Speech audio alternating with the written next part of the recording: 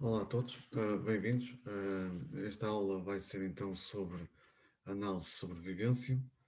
Vamos passar então para o meu PowerPoint. Portanto, a análise de sobrevivência consiste num conjunto de métodos onde o tempo desempenha um papel importante. Que tempo é este que eu estou-me a referir? É o tempo que um determinado sujeito demora a atingir um endpoint. Se nós quisermos diferenciar o tempo, ou se nós quisermos incorporar o tempo que um sujeito demora a atingir o endpoint nos nossos modelos, então, muito provavelmente estaremos numa análise de sobrevivência. Isto é, se nós quisermos diferenciar o indivíduo que demorou uma semana, daquele que demorou um mês, daquele que demorou um ano, daquele que nunca atingiu o endpoint que nós estamos a estudar, então o modelo a seguir muito provavelmente será a análise de sobrevivência. E, portanto, é óbvio, como eu acabei de dizer, que nem todos os indivíduos atingem o endpoint. Isto é, o ensaio pode terminar, o estudo pode terminar e este indivíduo não atingiu ainda o endpoint. E aí pode acontecer duas situações.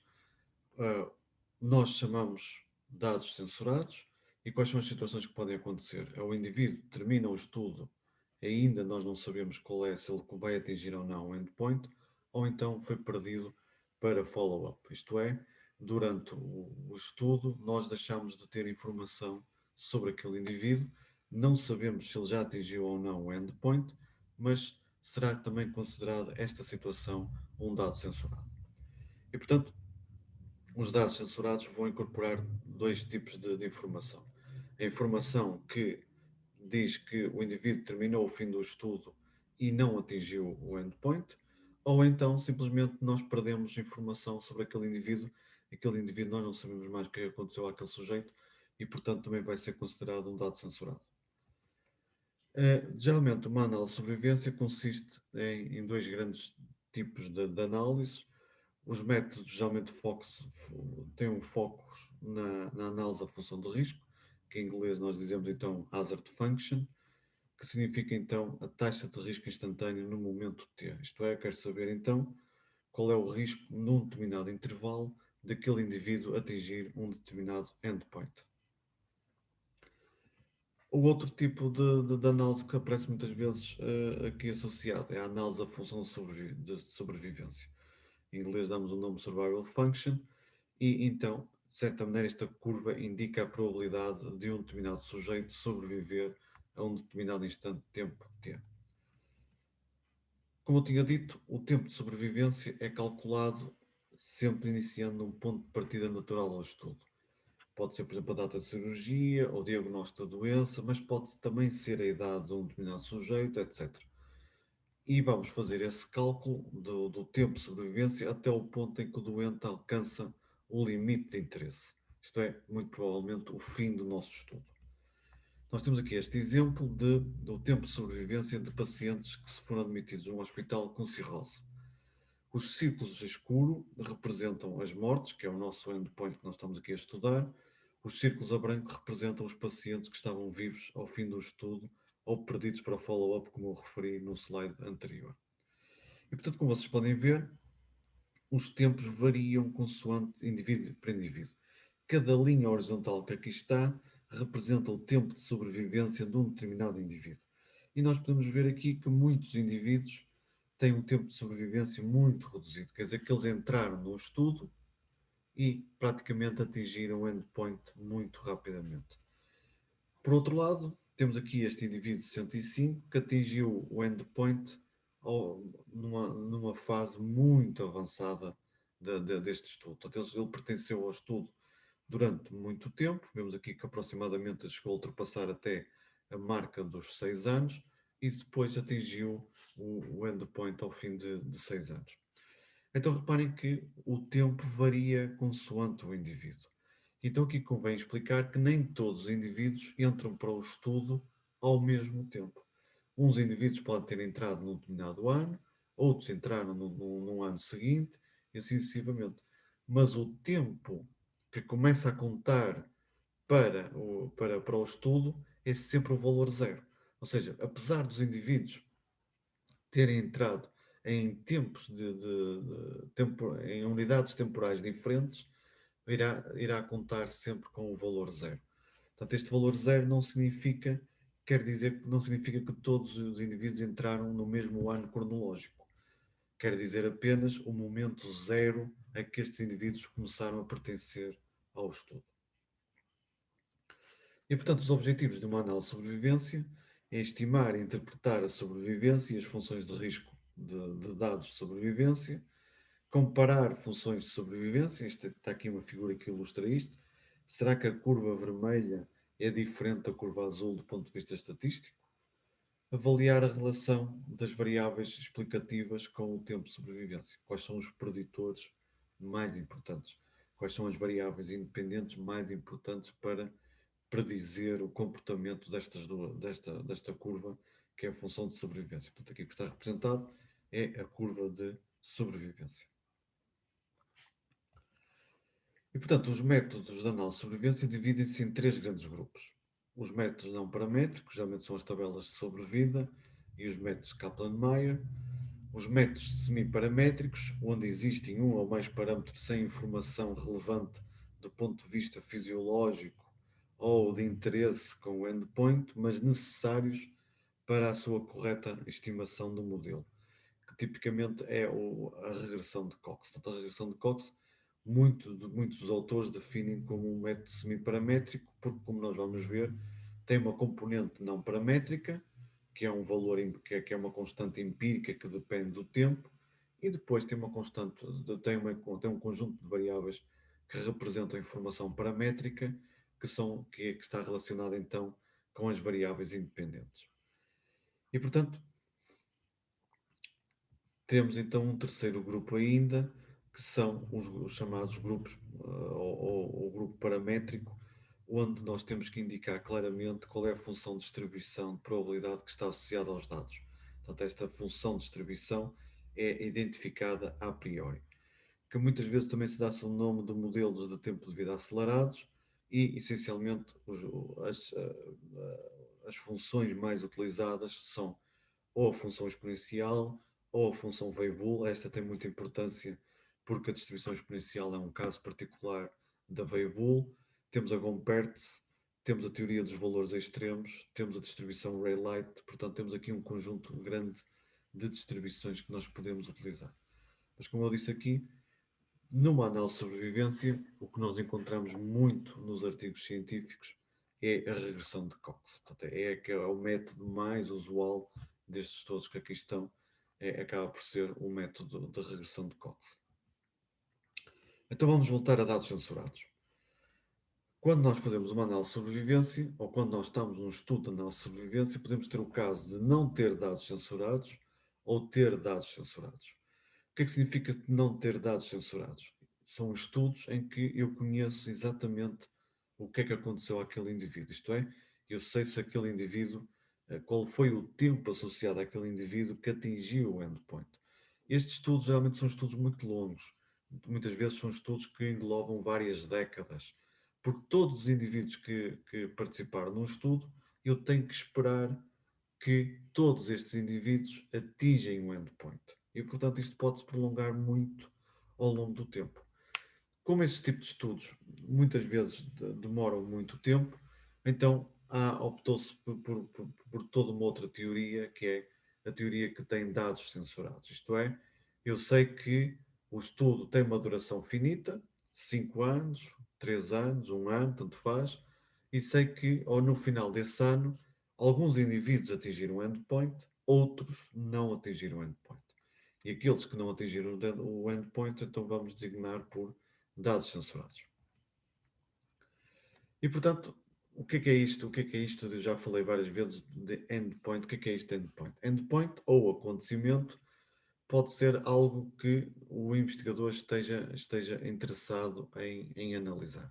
Muitas vezes é a morte, mas muitas vezes pode ser então a incidência da doença, a recaída ou remissão, a cura, o tempo que demora um atleta a ficar recuperado de uma determinada lesão, por exemplo, ou essencialmente qualquer experiência de interesse que pode acontecer a uma pessoa, por exemplo, o tempo que demora ao regresso ao trabalho. Portanto, nem sempre a análise de sobrevivência está relacionada com estudos de cancro ou estudos do tempo em que a pessoa esteve livre de um determinado evento.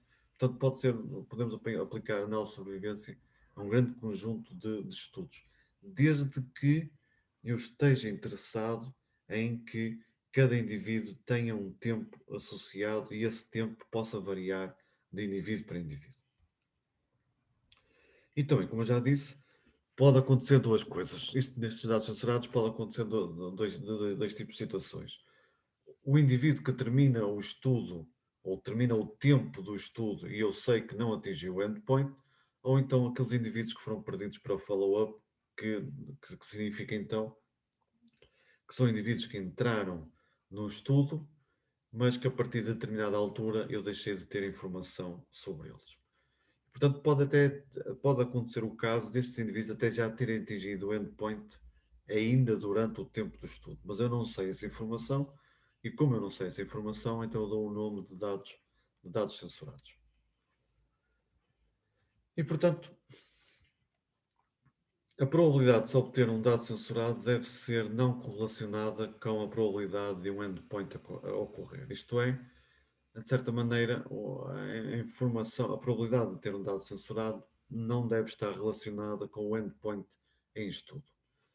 Se essa informação estiver correlacionada, ou seja, se o dado censurado está de certa maneira correlacionada com o endpoint, então quer dizer que eu estarei numa situação onde eu sei que uma censura informada. Isto é, eu sei que aquele indivíduo atingiu aquele endpoint e aquele endpoint tem uma determinada objetivo e, portanto, eu estarei numa análise de sobrevivência de riscos competitivos. Ou seja, eu estarei num problema em que a minha variável censura vai-me dar não só a informação se aquele indivíduo atingiu ou não o endpoint, mas também vai-me dizer que quando, numa situação de dados censurados, que endpoint ou que outro endpoint ele atingiu.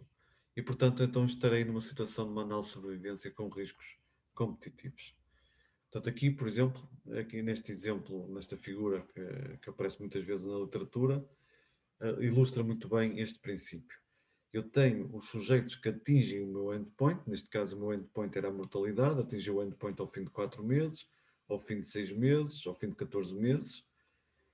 Depois começo a ter os meus dados censurados, portanto ele sobreviveu durante todo o estudo, mas de certa maneira eu vou considerar então que não atingiu o endpoint de interesse, mas eu tenho aqui um exemplo de um dropout, antes de voltar para o risco competitivo, tem aqui um exemplo de um dropout que esta pessoa, eu deixei de ter esta informação sobre este sujeito ao fim de 2 meses, mas o sujeito 7, por exemplo, atingiu o endpoint, mas não era o endpoint de interesse. Portanto, ele teve um acidente doméstico no quinto mês, mas não era o endpoint que eu queria considerar, porque o meu endpoint que eu estava a estudar era o endpoint da morte e não o endpoint de acidentes domésticos que possam causar a morte. E, portanto, mas este tipo de informação eu posso incorporar no modelo. Ou seja, não simplesmente dizer que ele é um dado censurado, ou seja, que não atingiu o endpoint, mas posso então caracterizar qual foi o endpoint que ele utilizou. E até depois posso verificar se, se há ou não competição entre o endpoint da morte, simplesmente, ou versus o endpoint da morte por um acidente doméstico. Se eu tiver na minha base de dados, se eu tiver muitos acidentes domésticos, então estes acidentes domésticos é um risco competitivo com o nosso endpoint morto. Portanto, é um risco diferente do nosso endpoint morto. E nesse caso, então, estaríamos numa análise de sobrevivência de riscos competitivos. Este tipo de análise de sobrevivência não vai ser abordado nas minhas aulas, ou nesta aula, e, portanto, fica como informação relevante para vocês saberem que, de facto, há a possibilidade de nós termos, então, riscos competitivos. Falando ainda, então, de dados censurados, nós podemos ter dados censurados à direita, quando o acontecimento irá acontecer no futuro, mas não se sabe quando, ou seja, todos os indivíduos no início do estudo estão vivos e depois vão atingindo o endpoint à medida que o estudo vai evoluindo. Podemos ter dados censurados à esquerda, que indica que um sujeito teve um determinado acontecimento. Nós sabemos que esse sujeito teve um determinado acontecimento, mas nós não sabemos quando foi o evento, mas sabemos apenas que foi no passado. Portanto, dados censurados à direita, falamos essencialmente de estudos prospectivos, dados censurados à esquerda, falamos de estudos retrospectivos. Então, ou seja, nós vamos olhar, sabemos que aquele indivíduo teve um determinado acontecimento, mas nós não sabemos exatamente quando é que ele teve esse evento, mas sabemos que foi no passado.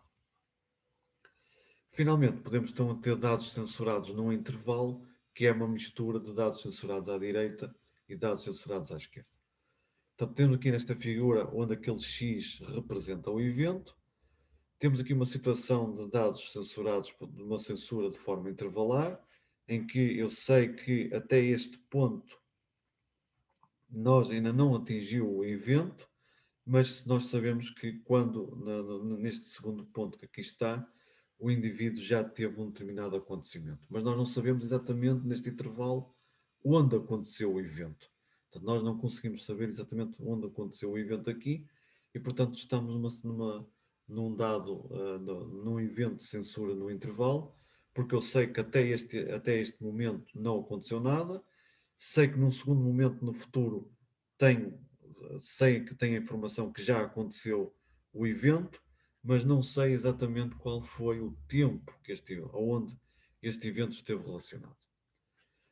Temos a seguir, temos os dados censurados à esquerda. Nós sabemos que já aconteceu o evento, mas nós não temos exatamente a informação onde aconteceu este evento. Portanto, dados censurados, não se esqueçam que eu não sei exatamente se aquele indivíduo, sei que aquele indivíduo não atingiu o endpoint. Finalmente, temos os dados censurados à direita, que é o exemplo, a situação mais comum na literatura, é a situação que eu vou falar também nestas aulas, onde eu sei que até determinado momento eu sei que o indivíduo não atingiu o endpoint e quando terminou o estudo eu não sabia se ele atingiu ou não o endpoint, ok? Portanto, temos três tipos de dados de censura. Censura à direita, que é o mais comum, censura à esquerda para estudos retrospectivos, censura por intervalo, acaba por ser uma combinação dos dois anteriores.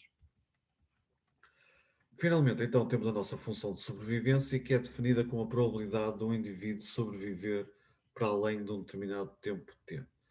Portanto, é a probabilidade do meu indivíduo sobreviver um determinado tempo, ou seja, ou sobreviver ao fim de um mês, 2 meses, ao fim de um ano, etc. Matematicamente, nós sabemos que, como os indivíduos estão todos vivos ao início, e como nós nunca sabemos exatamente quando é que este indivíduo vai atingir o endpoint, então o que fazemos é passar para o seu complementar e, portanto, esta informação irá ser sempre conhecida. E, portanto, porquê? Porque todos os indivíduos, ao início do estudo, no momento zero, todos os indivíduos estão vivos.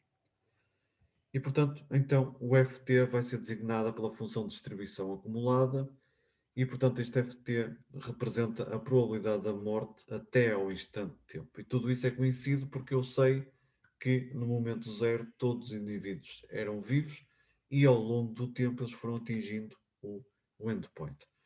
Então nós sabemos que no momento zero a minha função de sobrevivência tem o valor 1 e quando o t tende para infinito, esta função de sobrevivência vai tender para o valor zero.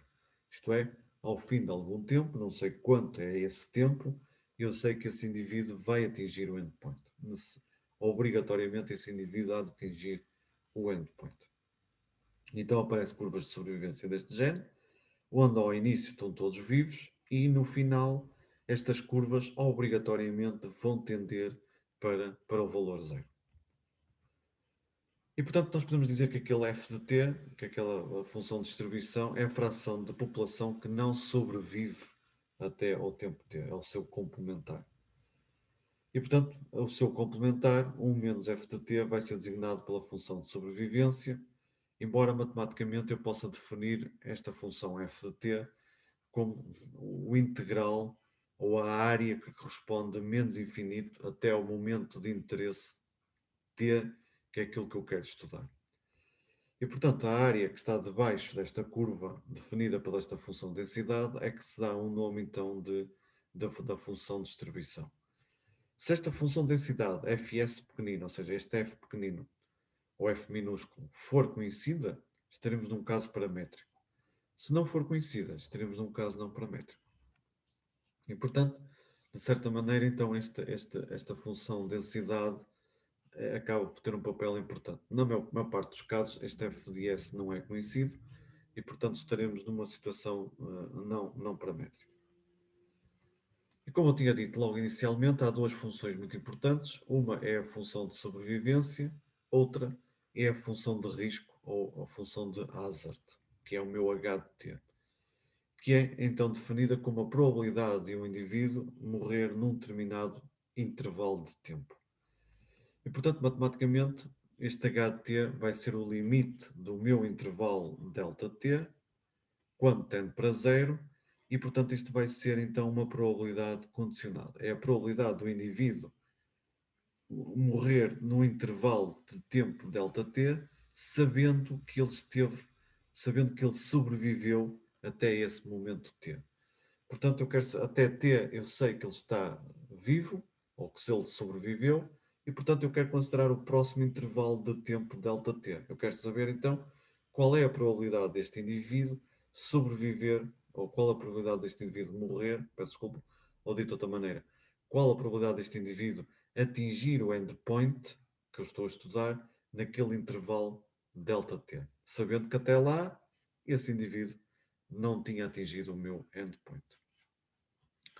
E, portanto, este meu HT vai ser dado por esta função que está aqui no limite quando o intervalo tende para zero, e eu vou saber então qual é esta função de risco, qual é o valor desta função de risco. E, portanto, de certa maneira, como eu acabei de dizer, este acaba por calcular ou dar-nos informação qual é a probabilidade deste indivíduo sobreviver naquele determinado intervalo de tempo ΔT. Podemos também ter, portanto, esta relação da função de risco ou função de hazard, se a função de densidade ft e a respectiva função de distribuição acumulada se for conhecidas, então este HT também pode ser calculado à custa deste rácio que está aqui entre a função de densidade e a função de distribuição. Portanto, estava aqui, é só aqui a ver, há aqui portanto, aqui nos meus slides estou aqui a reparar que tem aqui uma pequena contradição. Portanto, aqui de facto o HT é a probabilidade do indivíduo morrer num determinado intervalo de tempo curto, é verdade, mas sabendo então que sobreviveu. E, portanto, aqui este HT representa a probabilidade de atingir o endpoint, portanto, ou seja, não sobreviver, falta aqui a palavra não sobreviver para um determinado intervalo de tempo ΔT. Portanto, há aqui uma pequena incorreção no meu slide, ok? Portanto, a definição está correta. É a probabilidade do indivíduo atingir o endpoint num intervalo ΔT, sabendo que ele até ao momento T, ou seja, antes deste intervalo, ele não tinha atingido o endpoint. Assim é que está correto. E, portanto, na prática, se não tivermos observações censuradas, a função de sobrevivência vai ser dada então para esta relação. Até o número de pessoas que sobrevivem após o momento T sobre o número total de pacientes que pertencem a um estudo. E, portanto, podemos garantir então que é a proporção de indivíduos que sobrevivem após o momento T. E, na prática, se não existirem observações censuradas, a função de risco também vai ser estimada desta maneira. Portanto, é o número de pacientes que atingem o endpoint naquele intervalo de tempo, a dividir pelo número de pessoas que sobreviveram até ao momento T. Não esquecendo que, como é que é calculado este intervalo de tempo? T significa então que as pessoas não atingiram o endpoint até aquele momento. Depois eu vou calcular um intervalo de tempo T mais ΔT, portanto, este intervalo vai ter então, se eu fosse a calcular o tempo que está neste intervalo, o tempo seria então ΔT, e portanto quer dizer então, eu vou calcular uma proporção que é o número de pacientes que atingiram esse endpoint nesse intervalo de tempo, a dividir pelo número de pessoas que sobreviveram até ao momento T, até ao início, de outra forma, o número de pessoas que não atingiram o endpoint até ao início desse intervalo. Ok? E, portanto, muitas vezes designa-se então pela taxa instantânea de morte no instante T, condicionada à sobrevivência desse indivíduo até esse instante. Portanto, esta definição está correta. E, portanto, quando nós temos dados censurados, aquelas fórmulas que vimos no slide anterior não podem ser utilizadas e, portanto, então, quando nós temos dados censurados, a maneira mais fácil de fazer uma análise de sobrevivência é calcular as tabelas de sobrevida. Outro método que nós falamos muitas vezes para estas tabelas de sobrevida é o método actuarial ou o método Cutler-Ederer. E, portanto, este método normalmente utiliza intervalos de tempo, espera-se que poucos intervalos. Esta discussão do número de intervalos é um ponto importante que nós vamos ver aqui nestas tabelas de sobrevida, e isto dá-nos então uma aproximação grosseira da probabilidade condicional ou da proporção condicional e da taxa de mortes ou falhas que nós tivemos ao longo do tempo. E, portanto, a ideia que está por trás das tabelas de sobrevida é subdividir o período de observação em subintervalos e obter, então, as estatísticas respectivas. Claro, como vocês já estão aqui a imaginar, como é que se determina o número de subintervalos? É o investigador que vai decidir, o investigador que vai decidir quantos subintervalos é que nós vamos ter e qual é a amplitude de cada um destes subintervalos. E, portanto, estas tabelas de sobrevida podem resultar em tabelas muito compridas, muito longas, em que torna a sua análise bastante mais difícil.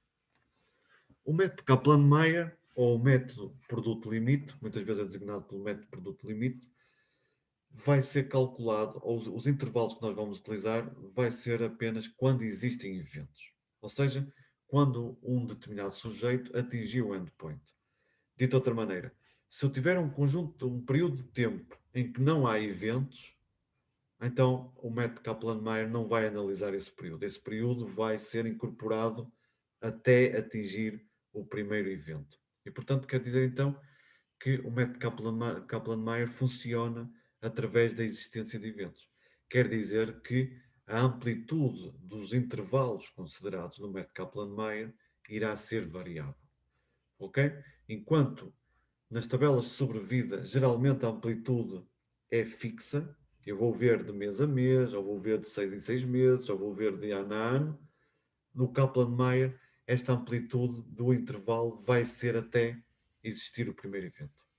Quando existe um evento, então, ou um ou mais eventos, se for no mesmo intervalo de tempo, o intervalo vai ter amplitudes diferentes. E muitas vezes é dito que então o Kaplan-Meier é um método que depende da existência de eventos e não depende tanto de uma amplitude constante como o método anterior. Também na literatura é dito esta informação que o método Kaplan-Meier é recomendado quando a dimensão da amostra é pequena. Portanto, quando a dimensão da amostra ou o número de eventos é relativamente reduzido, então o Kaplan-Meier funciona relativamente bem, porque não temos que subdividir a nossa amostra em períodos de tempo de amplitude constante. Tipicamente, quando a dimensão da amostra é grande, então os dois métodos têm tendência a apresentar resultados semelhantes. Tipicamente, um resultado de uma tabela de sobrevida consiste nestas colunas que eu estou aqui a apresentar. Pode haver mais colunas, pode haver mais informação, mas tipicamente aparece, a maior parte dos softwares mostra este tipo de informação. Ou seja, a primeira coluna indica a informação dos intervalos, tipicamente os intervalos têm todos a mesma amplitude. Aqui o intervalo 1, o intervalo 2, até, por exemplo, até o intervalo 18. Vamos supor que eu tenha considerado aqui 18 intervalos de tempo.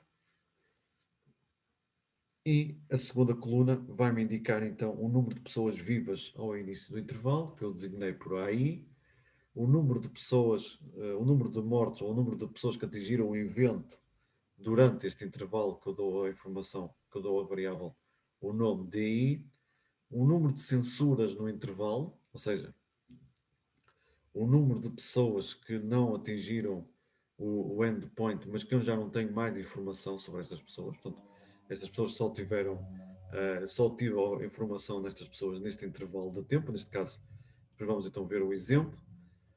Qual é o número de pessoas que está em risco? Qual é o risco de morrer durante o intervalo? Portanto, esta é a minha função de hazard. Qual é a chance de sobreviver neste intervalo? Portanto, isto é o cálculo da minha função de sobrevivência para o intervalo, portanto, relativamente àquele intervalo.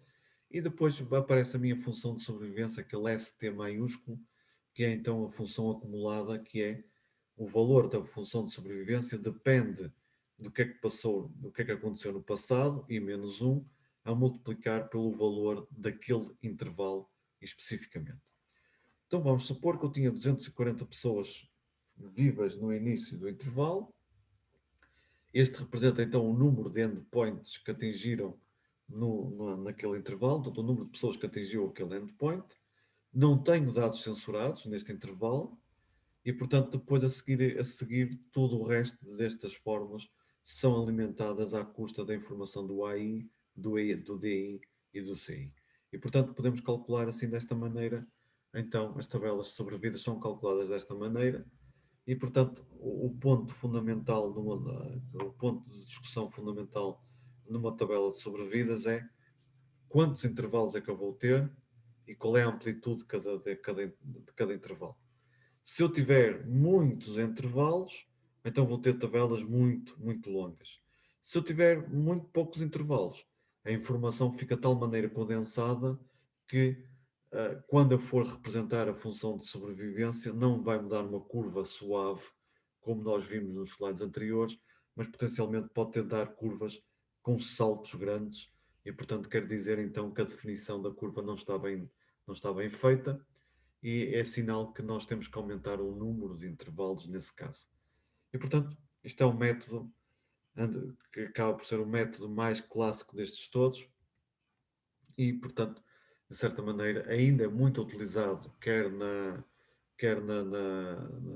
banca, quer nas seguradoras, porque, de certa maneira, o prémio que nós vamos pagar pelo empréstimo bancário ou pelo seguro de um automóvel, etc., vai depender do risco que estas tabelas nos vão atribuir a nós, e quanto maior for o risco, maior será o prémio desse seguro a pagar.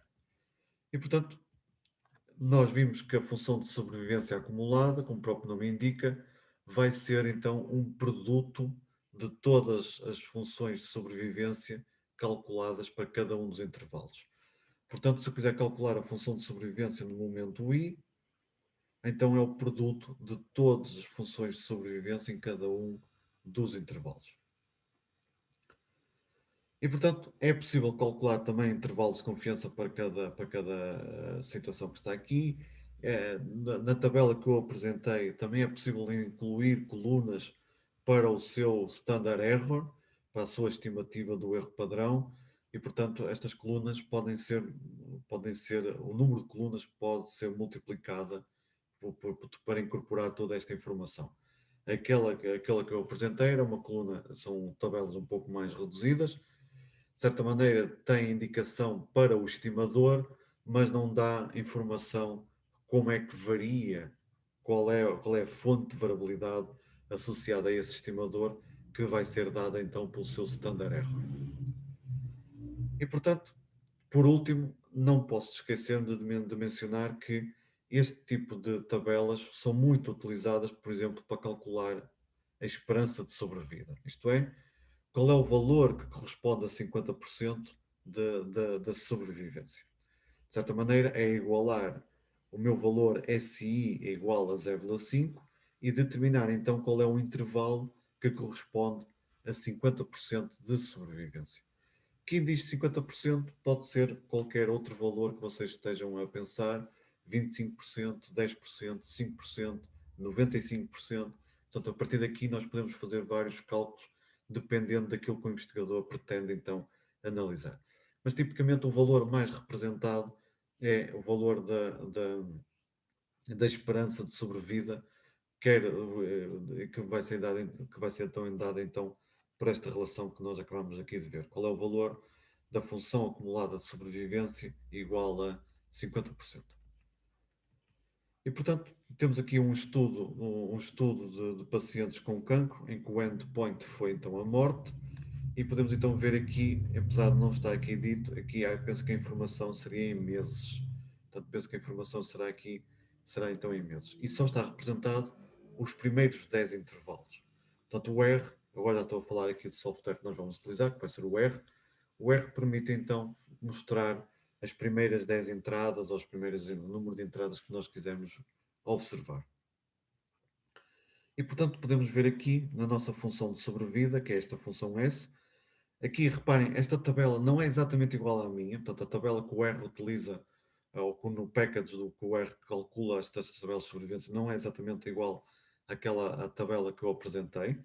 Temos aqui o N, portanto, aqui é a nossa dimensão da amostra, se houve ou não eventos neste intervalo, a qual foi a taxa dos dropouts, que é neste caso, os dropouts é a palavra que ele utilizou para dados censurados, quais são o número de pacientes que estão aqui em risco, temos aqui a função de sobrevivência e aqui temos então o parâmetro de variabilidade, que é o standard error.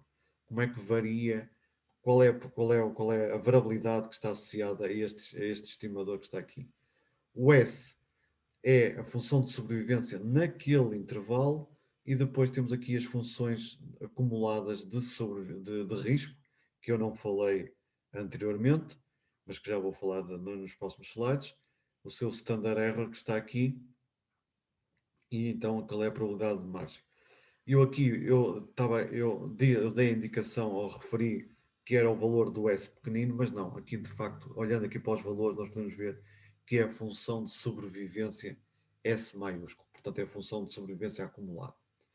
Então o que é que nós podemos ver aqui?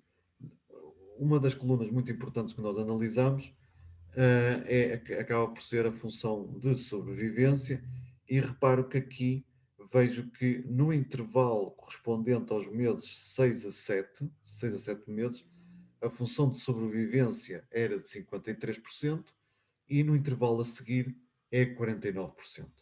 E, portanto, de certa maneira, se eu quisesse calcular a esperança de mediana de sobrevivência, ou seja, quando é que o valor da sobrevivência atinge os 50%, então esse valor será no intervalo 7, 8. Portanto, será neste intervalo que ele atinge os 50%. Porquê?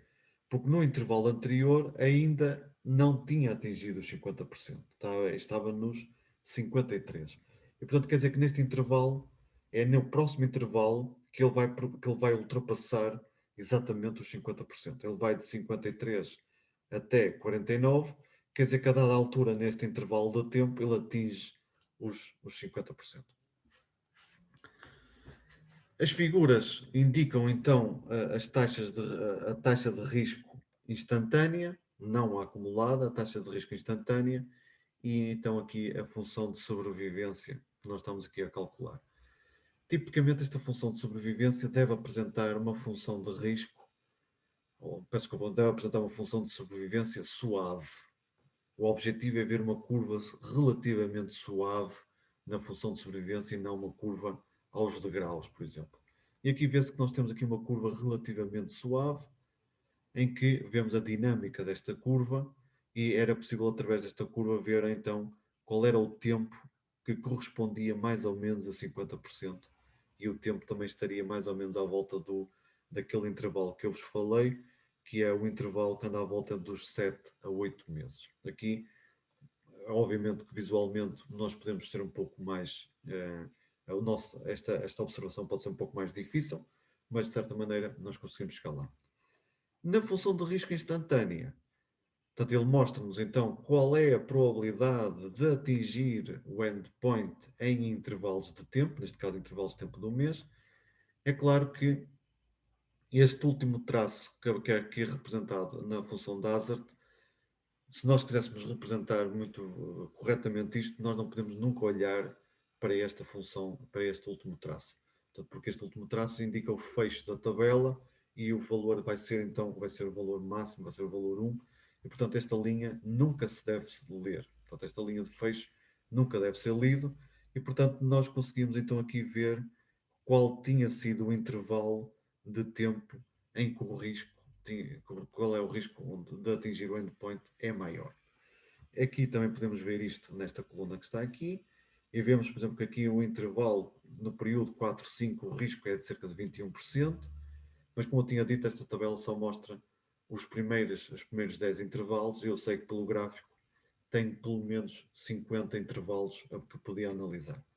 Então eu podia fazer este tipo de análise e, portanto, as tabelas sobre vida geralmente tomam em consideração estes aspectos. Como eu acabei de dizer, através da função de sobrevivência eu posso saber qual é o tempo mediano de sobrevivência, se a curva é muito dinâmica ou não, e na função de risco então consegue-se observar qual é o intervalo de tempo onde o risco de atingir o endpoint é maior. Claro que estes resultados, e nós vamos fazer isso depois nas aulas práticas, estes resultados acabam por ter ainda mais interesse se nós estratificarmos por uma variável que nós queremos estudar. Por exemplo, pode ser a variável tipo sexo, será que as curvas de sobrevivência dos homens e das mulheres é diferente? Mas pode ser grupo de controle, grupo experimental, se nós estivermos a fazer um ensaio, um ensaio clínico, e portanto a escolha para a estratificação é uma variável que tem interesse para o estudo. Claro que nós já estamos aqui a ver a nossa primeira dificuldade. Se nós quisermos, ou podemos fazer podemos utilizar uma estratificação múltipla, primeiro tipo sexo, depois grupo de controle, grupo experimental, mas aí o que é que vai produzir? Para cada estratificação vai produzir uma tabela diferente, e nós podemos então ficar com múltiplas tabelas que nós temos aqui. Mas, como eu estava a dizer, se nós quisermos incorporar a influência de várias variáveis independentes em simultâneo, vamos ter muitas dificuldades com estas tabelas de sobrevida, porque vai haver uma informação múltipla e a análise vai ser muito difícil de fazer para esse tipo de situações. O método que eu vou falar para no final desta primeira aula vai ser então o método de Kaplan-Meier. Como eu tinha dito, este método Kaplan-Meier não depende dos intervalos em si, ou não depende diretamente dos intervalos, como nós já vimos, depende mais do tempo que se demorou até atingir um determinado evento. Eu costumo até dizer muitas vezes que o Kaplan-Meier depende dos eventos. Portanto, a tabela Kaplan-Meier vai ser uma tabela que, de certa maneira, as linhas dessa tabela vão estar relacionadas com a existência de pelo menos um ou mais eventos, como nós então vamos ver.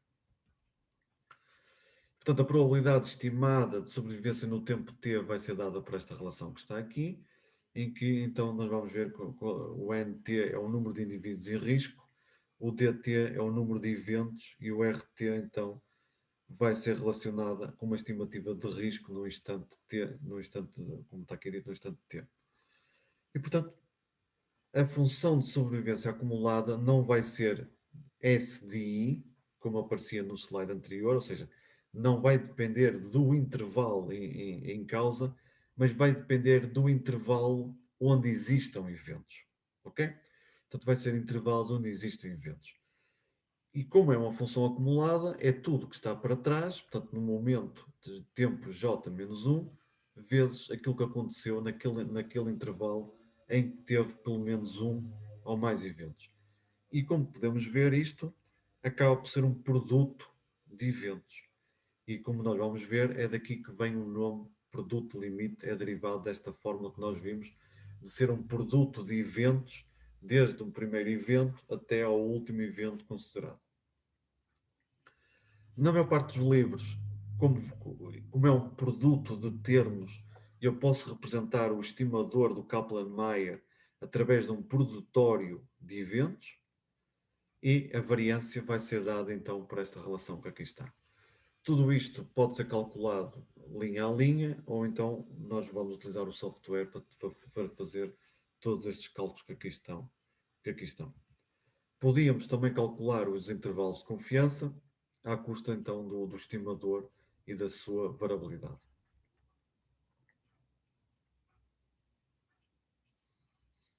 Sim. Eu aqui estava-me a lembrar se não falta aqui uma raiz quadrada aqui na forma. Depois terei que depois verificar isto e depois indicar-vos. Mas em princípio não, em princípio, em princípio penso que está correto. Mas fiquei agora aqui um bocadinho na dúvida se naquela parte da variância não devia ter uma raiz quadrada por cima. Ok, então vamos então ver aqui o resultado. Vamos aqui ver o resultado. As tabelas de Kaplan-Meier são muito parecidas com as tabelas anteriores, das tabelas de sobrevida, mas agora a primeira coluna já não diz já não tem intervalos de igual amplitude e diz-me apenas que o primeiro tempo, neste caso que foi medido em dias, o primeiro tempo a considerar é o 19. O que é que quer dizer o 19? O 19 vai dizer então o intervalo de tempo que vai de 0 até 19, só no momento 19 é que existiu pelo menos um evento. Pode ter sido um, pode ter sido mais, mas foi todos no instante de tempo 19. Quer dizer que antes do 19 não tinha ocorrido nada. E, portanto, geralmente as tabelas Kaplan-Meier têm menos linhas que as tabelas de sobrevida. Porque naqueles intervalos de tempo onde não ocorreu nenhum evento, ele vai, de certa maneira, juntar toda essa informação para o intervalo de tempo onde ocorreu, então, pelo menos um evento. E, portanto, vemos aqui que no tempo 19 ocorreu, então, peço desculpa, o número de pessoas em risco seria 31.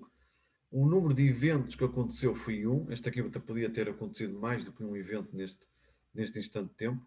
Dependendo do software, o software, por exemplo, no SPSS, e se houvesse aqui mais eventos no 19, ele iria repetir a linha 19, iria repetir esta linha tantas vezes como o número de eventos que ocorreram neste intervalo de tempo 19. Ok? O número de eventos que ficaram associados ao 19. Portanto, este 19 podia aparecer repetido várias vezes se houvesse vários eventos. 19, 19, 19. O que é que se queria dizer? Que neste intervalo de tempo 19, ou neste tempo de dias, aconteceu vários eventos, múltiplos eventos neste dia. O número de censurados é 0 e depois todas estas fórmulas que estão aqui depende do NT, do DT e do CT e podemos então calcular quer o número de pessoas em risco, ou seja, a minha função de hazard, quer a chance de sobreviver naquele intervalo, mas quando, como vocês já viram, eu estou muito mais interessado em calcular então esta função de sobrevivência acumuladas. E portanto o exemplo que nós iríamos ver será então um estudo de pacientes com cancro submetidos a um dos 4 tratamentos com 4 fármacos. Fármaco A, B, C e depois temos aqui um placebo. E portanto, pelo Kaplan-Meier, como nós estamos aqui a ver, nós podemos fazer um resultado da sobrevivência geral, podemos começar por aí, mas depois claramente queremos saber qual é o resultado estratificado então por grupos. Então cada grupo tem uma determinada linha que está aqui, como nós podemos ver, então podemos examinar então a dinâmica destas 4 curvas, qual foi a dinâmica que existiu. Finalmente, temos aqui a nossa tabela de Kaplan-Meier. Esta tabela, como estou aqui a dizer, não é idêntica, por exemplo, à tabela do SPSS, e a maneira como eu vejo isso é que, por exemplo, aqui neste tempo 1 ocorreu 2 eventos e ele de certa maneira, não me diferenciou estes eventos. Não é necessário fazer isto, portanto, no caso do R, ele não fez isso, e portanto, apenas me diz então que houve 2 eventos logo no primeiro dia, portanto, ocorreram logo 2 eventos. Estou a estudar aqui o caso do fármaco A, e depois então diz-me então qual é a taxa de sobrevivência, o seu standard error e o intervalo de confiança. Uma coisa que o R não me deu aqui nesta Kaplan-Meier, ou ele não me dá diretamente, é a função de risco. Dá-me sim a função de risco acumulada, mas através da função que eu utilizei, que é a função SURF-FIT, ele não calcula a função de risco para cada um destes intervalos. Claro que nós sabemos, se nós tivermos a função de risco acumulada, é possível calcular a função de risco naquele intervalo através de uma diferença entre a função acumulada no momento I menos a função acumulada no momento I menos 1 então esse valor dá-nos exatamente a função de risco naquele intervalo. Portanto, diretamente não nos dá, mas indiretamente nós poderíamos calcular a função de risco para um determinado intervalo.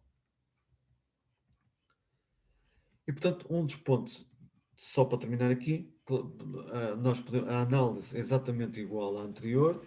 Nós poderíamos, então, procurar aqui onde é que estava a função de, por exemplo, qual é o tempo mediano de sobrevivência, e o tempo mediano de sobrevivência corresponde aqui ao tempo 7, porque no tempo 6 ele ainda está ligeiramente acima dos 50%, portanto ele tem que ultrapassar os 50% para calcular então o tempo mediano. Um dos pressupostos que a análise de sobrevivência assume, pelo menos nestes métodos clássicos, é que o risco é proporcional e, portanto, nós podemos calcular, que isso significa que se nós calcularmos as funções de risco em intervalos consecutivos, esse rácio deve ser uma constante K e deve-se manter valor constante ao longo do estudo. E, portanto, na prática, muitas vezes nós calculamos então a função acumulativa do risco, ou seja, vai acumulando o risco ao longo dos intervalos, como se pode ver aqui nesta fórmula, e muitas vezes este estimador é designado por Nelson Allen. E, portanto, de certa maneira, o que nós podemos fazer, esta relação então é válida, ou seja, o rácio entre duas funções de acumulativas de risco, H1 e H0, tem uma relação direta para as funções de risco não acumuladas. Porquê é que a gente faz isso? Nós vamos ver então que se nós trabalharmos com a função acumulada, vai ser mais simples esta análise. Nós vamos aplicar, já vamos ver porquê, não é por causa de ser logaritmo, é por causa da relação que nós vamos ver no final deste slide. Se nós trabalharmos em logaritmos, nós ficamos então com esta relação que está aqui, com o logaritmo da diferença, e se nós fizermos então estes gráficos da função acumulada, que é aquilo que o R nos dá mais facilmente, então vamos ver se esta função acumulada do risco apresentar duas linhas paralelas, significa que a diferença entre si é sempre igual a uma constante e, portanto, demonstra-se que os riscos são proporcionais ao longo do tempo. Mas era aquilo aquilo que eu queria chegar, aquilo que eu já acabei por falar. Se matematicamente, então a função de risco acumulada está relacionada com a função de sobrevivência. E é por isso que o R só mostra a coluna da função de sobrevivência. Ou seja, nós podemos derivar a função desculpa, nós podemos derivar a função acumulada de sobrevivência à custa desta relação.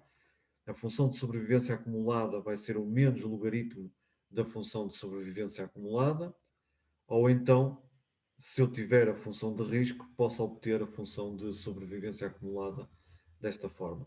Sabendo o H de t, como nós já vimos, é possível obter a função de risco para cada um dos intervalos, da forma que eu disse anteriormente, fazendo a subtração entre dois valores consecutivos acumulados. E, portanto, de certa maneira, o R, sabendo este valor do ST, também consigo rapidamente saber o valor do HT. Portanto, esta relação é uma relação muito importante para perceber os resultados que o R vai nos apresentando e porque é que o R não é tão exaustivo como, por exemplo, outros softwares como o SPSS. Existem vários métodos, para terminar, eu gostava só de falar que existem vários métodos para saber se as diferentes curvas de sobrevivência são idênticas ou não. Se eu tiver apenas dois grupos, a hipótese nula significa que não há diferenças nas curvas das funções de sobrevivência. A hipótese alternativa quer dizer então que existem diferenças entre estas curvas. Se eu tiver mais de duas curvas ao mesmo tempo, então eu vou ter que utilizar esta hipótese nula e esta hipótese alternativa. Esta hipótese nula significa então que não há diferenças entre as curvas de sobrevivência, tal qual como acontecia anteriormente, portanto não há diferenças entre estas curvas. Todas as curvas são idênticas a uma curva de sobrevivência genérica, mas a hipótese alternativa existe pelo menos uma curva que é diferente das restantes. Portanto, não é dito quantas curvas é que são diferentes, não é dito que todas as curvas são diferentes, portanto, não fazer esse erro. Existe pelo menos uma curva que é diferente das restantes. O teste mais conhecido é o teste log-rank ou o teste de Mantel-Cox, em que assume que todos estes tempos têm igual peso, mas depois existem alguns testes alternativos, como o teste de Breslow, em que diz que os pesos dos tempos associados estão associados ao número de casos em risco, ou então, por exemplo, ainda temos aqui o exemplo do Tyrone Ware, que diz que estes pesos estão associados à raiz quadrada dos números de casos em risco. Ainda há mais casos na literatura, tem pelo menos mais 4 ou 5 casos diferentes, mas tudo isto são variações. Variações de quê? Do número de casos em risco. Portanto, nós podemos dizer que o nosso estimador de Mantel, o estimador de Mantel-Cox, para quando nós temos uma situação de uma tabela 2x2, pode ser descrita desta forma, mas onde eu queria chegar é, temos aqui os estimadores, é verdade, até eu apresento aqui as fórmulas dos estimadores, mas para perceber como é que no software R é implementado, eu vou utilizar então a fórmula geral que inclui os pesos. Estes WIs, então, é um vetor que vai-me trazer a informação sobre os pesos e então aqui vai depender do método em causa. Se o WI for igual a 1, temos o log rank. Se o WI for igual a NI, temos então o teste de Breslow, ou outro nome que aparece na literatura é por Gehan.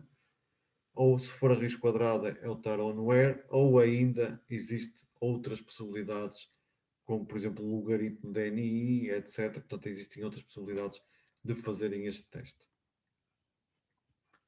Olhando aqui para os resultados, vemos então que a curva de sobrevivência, temos aqui as nossas 4 curvas de sobrevivência.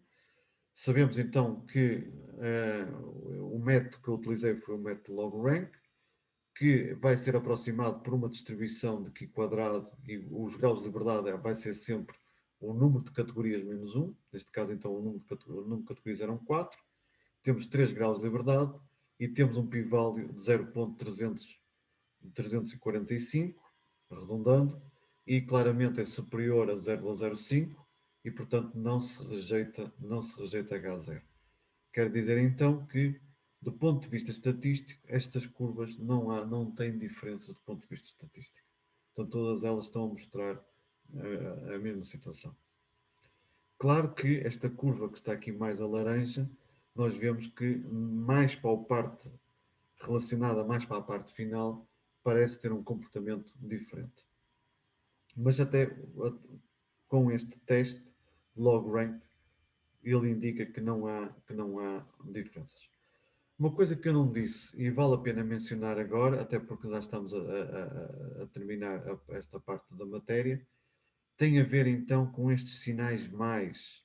Nas Kaplan-Meiers, apenas nas Kaplan-Meiers, quando aparece este sinal mais que está aqui, se indica então que nós tivemos dados censurados.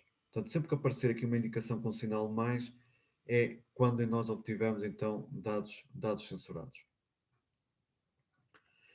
O degrauzinho que aparece aqui, estes degraus que aparecem aqui, na Kaplan-Meier é quando existem eventos. Ou seja, quando alguém atingiu o endpoint, ele automaticamente coloca um degrau.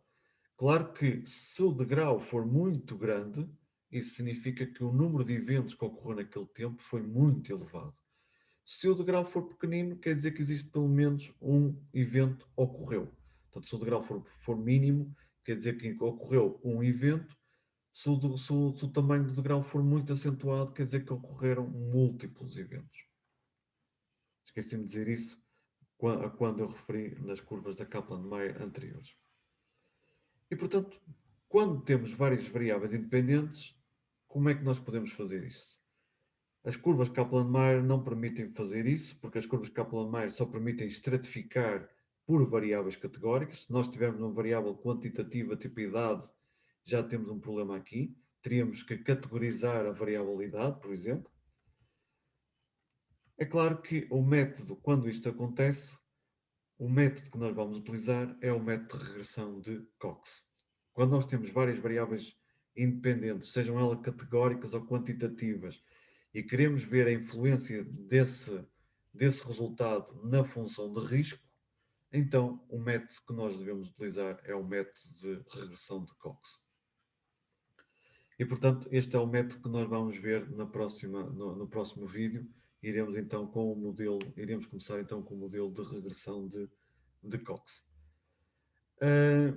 Portanto, este primeiro vídeo fala de métodos muito clássicos, de métodos que nós podemos utilizar.